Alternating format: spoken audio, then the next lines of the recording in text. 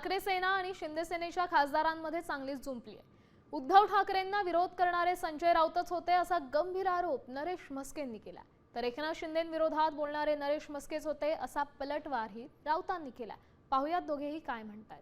संजय राऊत हे फेकूचंद आहे। उद्धव ठाकरे यांना मुख्यमंत्री केलं आणि स्वतःच्या भावाला मंत्रिपद दिलं नाही आणि उद्धव ठाकरे मंत्रालयात जात नाहीत, त्यावेळी शिवसेनेतल्या आमदारांना पवईच्या हॉटेलमध्ये मीटिंग घ्यायला लावली आणि उद्धव ठाकरेंना विरोध करा आणि माझं नाव मुख्यमंत्री पदासाठी घ्या याकरता कोण कुभांड रचत होतं।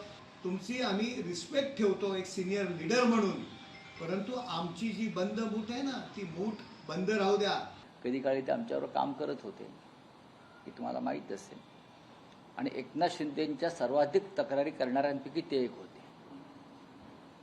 आता क्या आधी म्हणजे एकनाथ शिंदे यांच्या सर्वाधिक तक्रारी जर कोणी केल्या असेल त्या काळामध्ये ठाण्यातून, तर त्याचं नेतृत्व हे आमचे म्हस्केच करत होते। हे यांच्या हातामध्ये इतकी सत्ता सोपवू नका, कसा महापालिकेत भ्रष्टाचार चालला, कसं आम्हाला काम करू दिलं जात नाही वगैरे वगैरे वगैरे।